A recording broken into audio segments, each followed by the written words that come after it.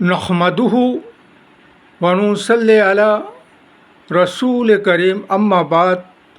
पश्चिम বাংলার পীর ফুরফুরা দরবার শরীফ মুজাদ্দিদিয়া জওয়ান পীর আবু বকর সিদ্দিক রহমতুল্লাহ আলাইহির সংগঠন অল ইন্ডিয়া মুজাদ্দিদিয়া মিশন সর্বধর্ম সম্মেলন কমিটির সদস্য আমি।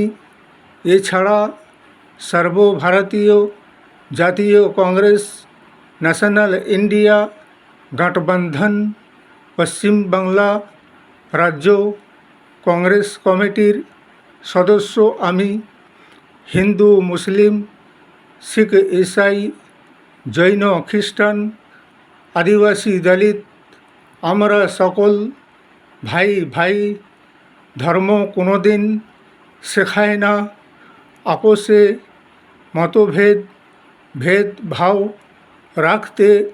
ভারতবর্ষের আমরা এ বতন আমাদের সকলের, জাতি ধর্ম বর্ণ নির্বিশেষে।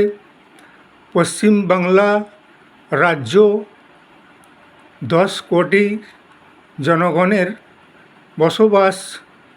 তাই আমি এই 10 কোটি জনগণকে জিজ্ঞাসা করতে চাই বা এটাই বলতে চাই যে কোনো ঘটনা রাজ্যে বা যে কোনো জায়গায় ঘটার আগে না তো জনগণ জানে না রাজ্য সরকার জানে, ঘটার আগের বিষয়েও জানে না, আর ঘটার পরে সেটা জানা যায়।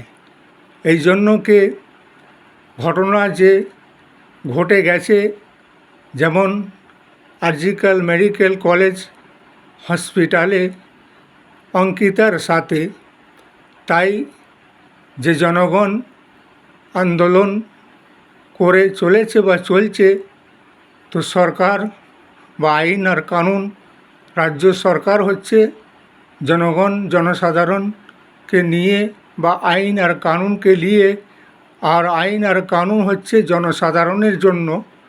তাই মাননীয় মুখ্যমন্ত্রী মমতা বন্দ্যোপাধ্যায়ও এটা জানতো না বা জানে না যে এরকম একটা ঘটনা ঘটে যাবে আরজিকর মেডিকেল কলেজ হসপিটালে, বা ওই মহিলা ডাক্তারকে এইভাবে রেপ করে মার্ডার করে দেওয়া হবে। তাই তদন্ত চলছে এবং সিবিআই অফিসারদের হাতে সিবিআইকে তুলে দেওয়া হয়েছে এই ঘটনার দায়িত্ব, যাতেকে তদন্ত করে এই দোষী আর মুজরিমদের শাস্তি বা সাজা দেওয়া যায়।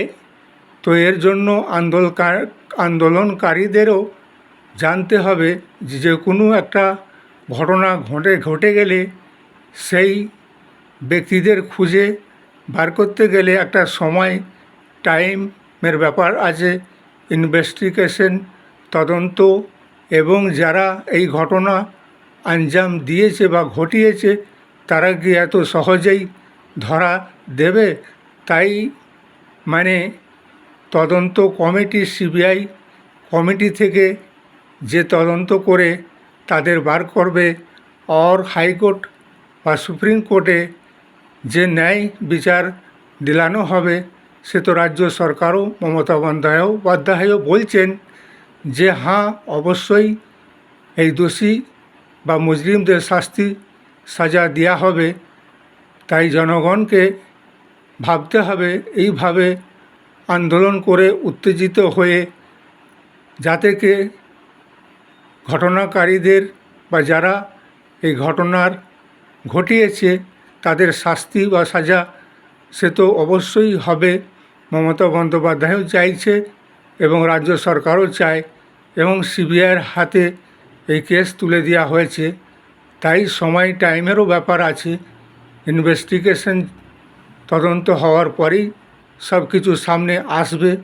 তাই যে অঙ্কিতার মাতা পিতা পরিবার, তাদের ঘরেও বলতে চাই যে মরে গেছে বা মারা গেছেন, সে দ্বিতীয়বার জীবিত হয়ে উঠবে না, তো তার ইনসাফ আর ন্যায় অবশ্যই দিলানো হবে এবং রাজ্য সরকার মমতা বন্দ্যোপাধ্যায় দিলাবে। কিছু এগনেস্ট পার্টি বিরোধী দল আছে, যেমন বিজেপি, এই সব কেস আর ঘটনাকে নিয়ে রাজনীতি করবে আর করছে। কেননা বিজেপি তো কোনো দিনই কোনো জায়গায় কাউকে ইনসাফ আর ন্যায় দিলাতে পারেনি আর দেয়নি। যেমন হাতরাস থেকে নিয়ে মণিপুর থেকে নিয়ে সমস্ত জায়গায় যে ঘটনা ঘটেছে, এ তো বিরোধী পক্ষকে একটা মানে বাহানা পেয়ে গেছে, যেকে ওরা এবারে এর একটা যাতে রাজ্য সরকারকে বদনাম করা যায় সেই চেষ্টা চালিয়ে যাচ্ছে।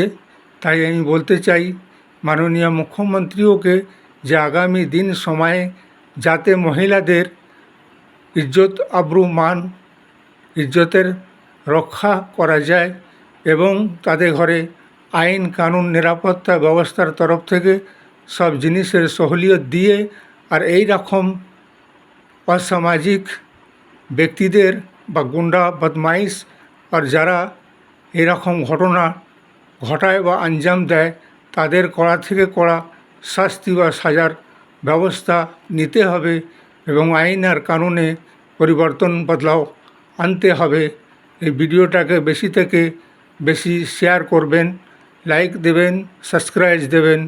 জয় হিন্দ, জয় ভারত মহারাষ্ট্র।